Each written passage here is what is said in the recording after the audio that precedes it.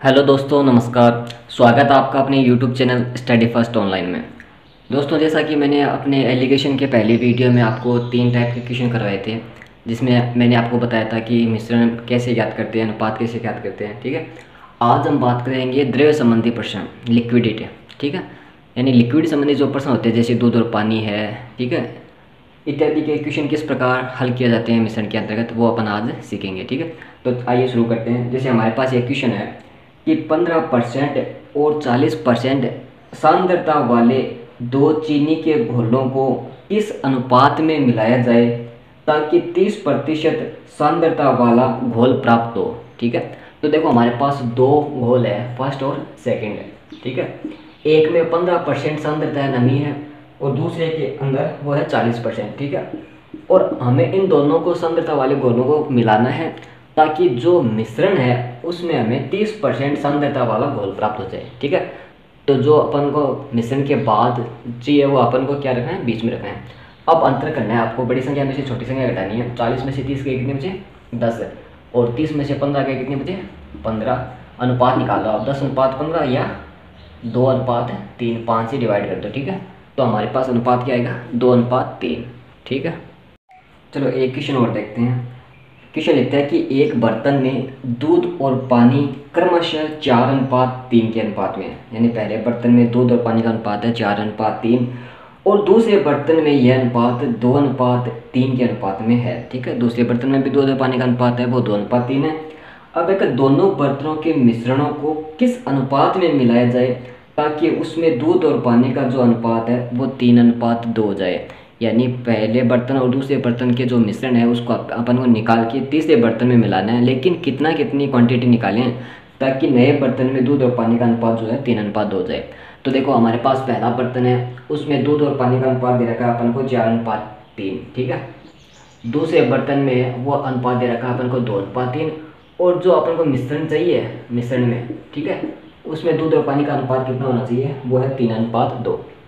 ठीक है, अब अपन को अनुपात याद करना है कि पहले बर्तन और दूसरे बर्तन में से मिश्रण किस अनुपात में अपन मिलाएं। ठीक है, तो अपन को करना क्या, देखो पहले बर्तन में सपोज करो ये दूध है, दूध का अनुपात कितना है 4, पानी का अनुपात कितना है 3, तो मतलब दूध की इसमें मात्रा कितनी है 4/7। इसी प्रकार दूसरे बर्तन में देखो दूध की मात्रा कितनी है 2 बटा अनुपातों में कितना हो गया 5, और मिश्रण में अपन को दूध कितना चाहिए 3:3, बटा अनुपातों में कितना हो गया 5। तो पहले अपन को क्या करना है, इनको अनुपात बना लेना है। ठीक है, ये भी ना इसको अनुपात में कन्वर्ट कर लो। तो अपन क्या करेंगे, इनका लेस निकालेंगे, 7, 5 और 5 का लेस कितना आएगा 35। ठीक है, तो तीनों को 35 से मल्टीप्लाई कर दो। ठीक है, तो 7×5 35 और 5 चौक 20, इसका अनुपात आएगा 20, और इसका 5 आता है 35, 14 और 5 आता है 35, 21। ठीक है, तो पहले तो अपन ने क्या किया, इनका एक अलग से अनुपात बना लिया। ठीक है, भिन्न में कन्वर्ट करके फिर दूध का अपन अनुपात निकाल लिया। ठीक है, अब करना क्या है, मिश्रण में कैसे करते हैं अपन कि पहले बर्तन में दूध का अनुपात कितना है, सपोज करो 20, दूसरे बर्तन में कितना है 14, और मिश्रण में अपन को चाहिए कितना है 21। ठीक है, अब करना क्या आपको कि बड़े अनुपात में से छोटा अनुपात घटा दो, यानी बड़ी संख्या में से छोटी संख्या घटा दो। तो 21 में से 14 गए कितने बचे 7, और 21 में से 20 गए कितने बचे 1। इसका मतलब हमें दूध और पानी का जो मिश्रण है वो नए बर्तन में किस अनुपात में मिलाना चाहिए 7:1 में। तो ये आंसर होगा आपका। ठीक है, तो इस तरीके से आपको क्या हल करना है। ठीक है, अब देखो एक क्वेश्चन और हमारे पास कि 6 लीटर चीनी के घोल में 40% चीनी है, यदि उसमें 2 लीटर पानी और डाल दिया जाए तो बताओ अब घोल में चीनी और पानी का क्या अनुपात होगा। ठीक है, तो हमारे पास पहले जो मिश्रण है वो कितना है 6 लीटर टोटल, उसमें दो चीज़ है, एक तो है चीनी और एक है पानी। ठीक है, तो देखो 6 लीटर में चीनी और पानी कितना कितना है वो देख लो पहले तो, कि 6 लीटर जो मिश्रण है हमारे पास उसमें 40% क्या है चीनी। तो 6 लीटर का 40% कितना होगा, 6 का 40% निकालो आप, 6 चौक 24, यानी 2.4 लीटर तो क्या है चीनी है, और बाकी 60% क्या होगा फिर पानी होगा, यानी 6 का 60% कितना होगा 3.6 लीटर। अब इसने बोला क्या है कि यदि उसमें 2 लीटर पानी और डाल दिया जाए, तो यदि अपन 2 लीटर पानी और डाल दें तो पानी कितना हो जाएगा जोड़ दो। तो देखो यहाँ पर चीनी में तो कोई परिवर्तन नहीं किया, चीनी तो उतनी है 2.4 लीटर, और पानी कितना हो गया 3 और 2 5.6 लीटर। ठीक है, तो अनुपात क्या होगा 2.4:1 5.6। अब अनुपात अगर निकाल दें तो इसको क्या है, अपन पॉइंट हटा दो तो इधर कितना हो जाएगा 24 और इधर अनुपात कितना हो जाएगा 56। अब इसको डिवाइड कर लो आप कितने से 4 से, तो 4 से अगर अपन इसको काटेंगे कितना आएगा 6 चौक 24, 6 बार जाएगा और इसको 4 से काटेंगे तो 4 एकम 4 और 4 चौक 16 कितने आएंगे 14। अब इसको आप 2 से और काट सकते हो तो 2 3 6 और 2 7 14, यानी हमारे पास जो नया मिश्रण आएगा पानी मिलाने के बाद तो उसमें दूध चीनी और पानी का अनुपात क्या होगा 3:7। तो इस तरीके से आपको हल करना है। अब देखो एक क्वेश्चन और हमारे पास कि 50 लीटर मिश्रण में दूध और पानी का अनुपात 3:2 है, इसमें कितने लीटर पानी और डाला जाए जिससे कि दूध और पानी का अनुपात है 6:5 हो जाए। ठीक है, अब देखो क्वेश्चन में हमारे पास टोटल जो मिश्रण है दूध और पानी का वो है 50 लीटर। ठीक है, अब 50 लीटर में देखो आप दूध और पानी कितना है, मिल्क एंड वाटर, तो 50 लीटर में देखो दूध और पानी का अनुपात जो पहले है वो कितना है 3:2। ठीक है, यानी दूध और पानी 3:2 में, तो 50 लीटर को पहले आप 3:2 में बांट दो, कितना होगा 30 लीटर और 20 लीटर। अब क्वेश्चन लिखता है कि इसमें कितने लीटर पानी और डाला जाए, यानी पानी मिलाना है, तो दूध तो मिला नहीं रहे अपन है, सिर्फ पानी मिला रहे हैं, कितने लीटर मिलाएं। ठीक है, ताकि नए मिश्रण में दूध और पानी का अनुपात क्या हो जाएगा 6:5 हो जाए। ठीक है, अब इसमें एक बात ध्यान रखना कि परिवर्तन किस में कर रहे हैं अपन, पानी में परिवर्तन कर रहे हैं, दूध में तो परिवर्तन हो रहा नहीं है। ठीक है, तो दूध तो उतना ही है जितना पहले था, तो दूध 30 लीटर है, किस अनुपात के बराबर है 6 अनुपात के बराबर। ठीक है, क्योंकि दूध में तो परिवर्तन नहीं हो रहा ना, तो पहले भी दूध 30 लीटर था, अब भी दूध 30 लीटर होगा, लेकिन अनुपात चेंज है। अब अनुपात कितना है 6, तो 6 के बराबर 30 लीटर है, तो पानी कितना है 5 अनुपात के बराबर, तो 5 अनुपात बराबर पानी होना कितना चाहिए 25 लीटर। ठीक है, इसको डिवाइड करेंगे ना 6 5 30, 5 5 25 लीटर होना चाहिए, और हमारे पास पानी पहले कितना है 20 लीटर, तो इसका मतलब पानी और कितना मिलाना चाहिए अपन को 25 में से 20 लीटर घटा दो, यानी 5 लीटर पानी और मिलाएंगे ना, तब हमारे पास दूध और पानी का अनुपात है वो 6:5 हो जाएगा। ठीक है, आया समझ में आपको। अब देखो एक क्वेश्चन और है हमारे पास कि 40 लीटर मिश्रण में दूध और पानी का अनुपात 5:3 है। ठीक है, 40 लीटर टोटल मिश्रण है, उसमें दूध और पानी है वो 5:3 में। अब क्वेश्चन लिखता है कि इसमें 5 लीटर दूध निकाल कर, ठीक है, उसके स्थान पर 5 लीटर पानी डाल दिया जाए, तो अब मिश्रण में दूध और पानी का अनुपात जो है क्या होगा। तो देखो हमारे पास टोटल मिश्रण जो है वो कितना है 40 लीटर, इसमें दूध और पानी का अनुपात, मिल्क एंड वाटर का अनुपात कितना है पहले 5:3। तो पहले आप एक काम करो कि 40 लीटर है ना टोटल मिश्रण, उसको दूध और पानी बांट दो 5:3 में, तो 5:3 में बांटेंगे तो दूध कितना होगा 40 × 5 बटा अनुपातों में कितना हो गया 8, तो 8 × 40, 5 × 25, यानी 25 लीटर तो क्या है दूध और 15 लीटर क्या होगा फिर पानी होगा। ठीक है, दूध और पानी का अनुपात क्या है 25 और 15, यानी 25 लीटर तो दूध है और 15 लीटर पानी। अब क्वेश्चन लिखता है कि इसमें से क्या करना आपको 5 लीटर दूध निकाल कर, तो 5 लीटर दूध कम कर देंगे और उतना ही मतलब 5 लीटर पानी मिला दिया जाए। तो देखो दूध तो अपन 5 लीटर निकाल रहे हैं तो माइनस कर देंगे, और पानी 5 लीटर मिला रहे हैं तो प्लस कर देंगे, तो हमारे पास दूध और पानी का नया अनुपात क्या होगा। तो देखो 25 लीटर था दूध पहले, उसमें से 5 लीटर दूध अपन ने निकाल लिया है, तो अब दूध कितना बचेगा 20 लीटर।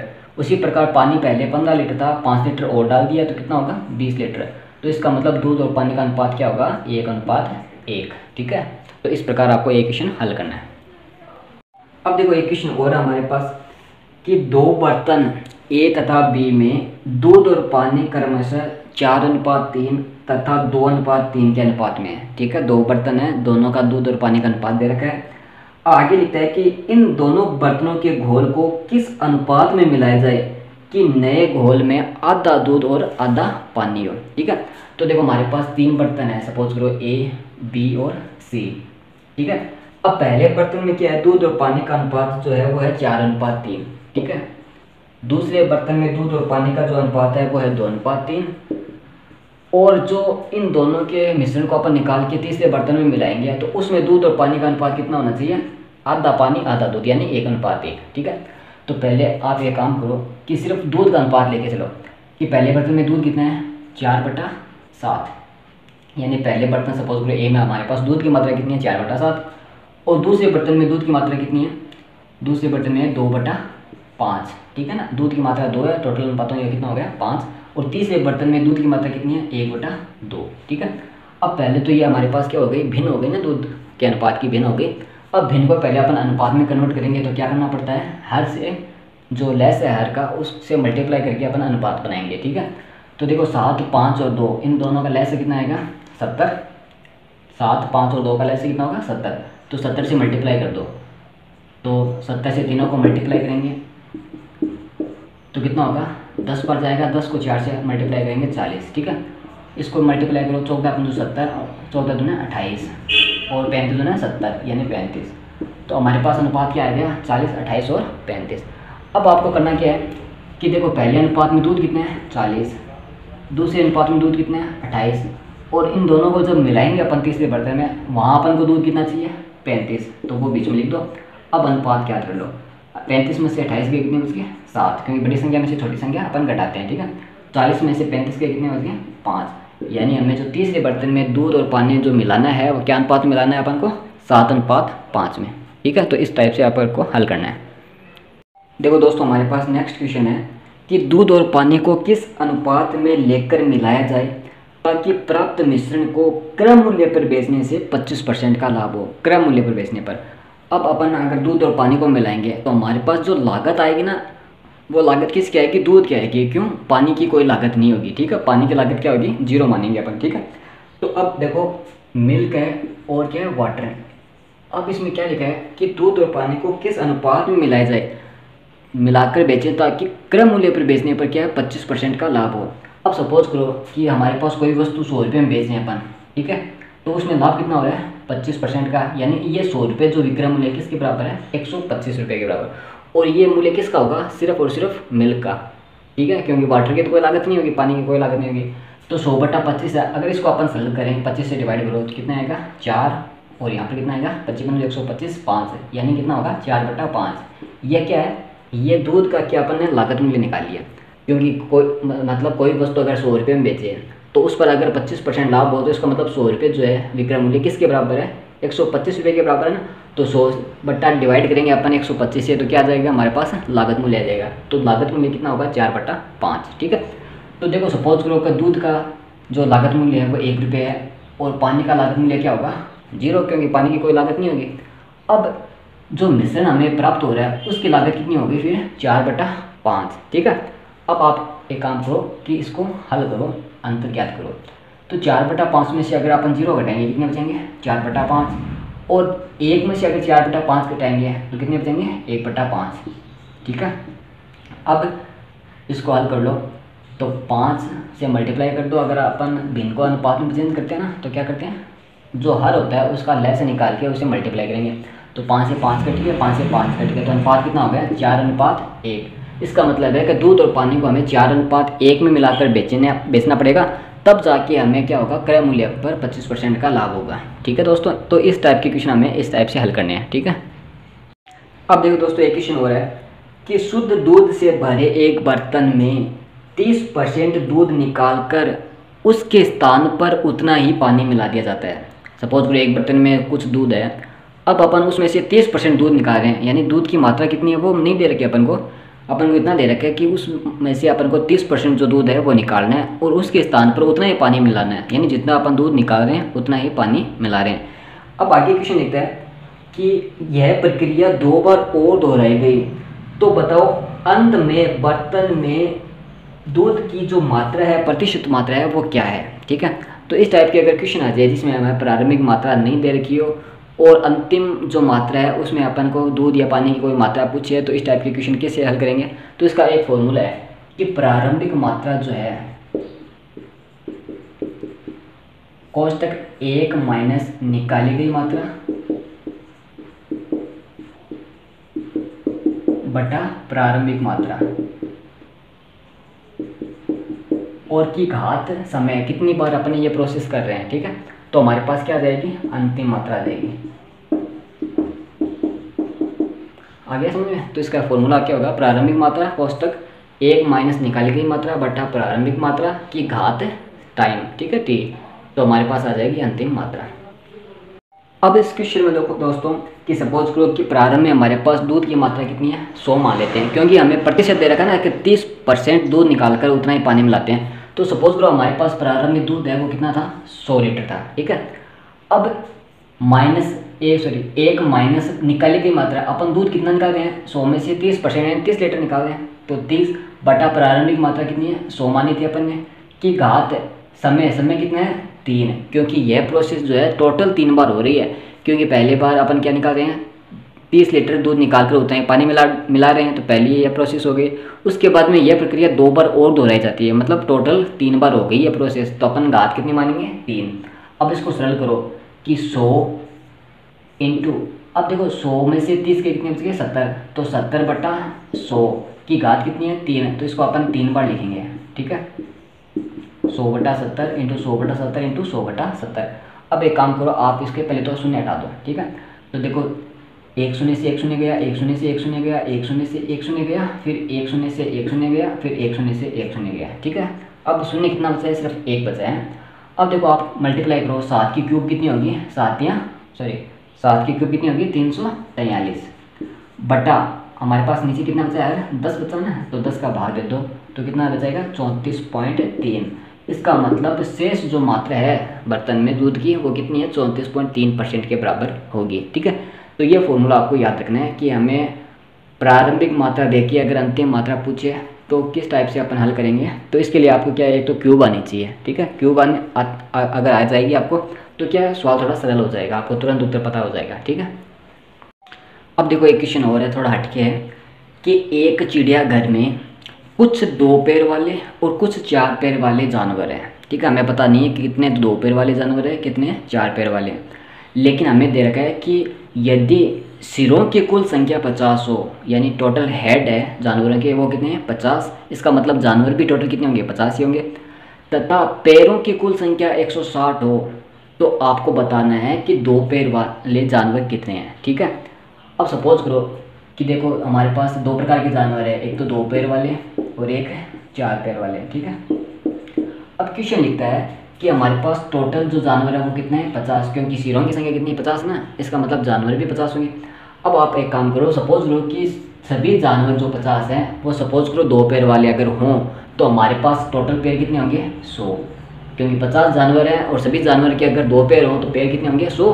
और इसी प्रकार यदि सभी 50 जानवर जो है वो 4 पैर वाले अगर हों तो पैरों की संख्या कितनी होगी 200, लेकिन हमें जो पैर है वो दे कितने रखे हैं 160, ठीक है। पैरों की लिमिट क्या रखी ना, कुल 50 सिरों की संख्या 50 हो और पैरों की संख्या कितनी हो 160, तो हमें पैरों की लिमिट दे रखी है वो है 160। अब आप एक काम करो, अनुपात निकाल लो, बड़ी संख्या में से छोटी संख्या घटा दो, तो 200 में से 160 के कितने बचे 40, और 100 घटाओ 160 में से कितने बचेंगे 60, तो हमारे पास अनुपात कितना आ जाएगा 40:60 या 2:3, यानी 2 पैर वाले और 4 पैर वाले जानवरों का अनुपात कितना हो गया 2:3।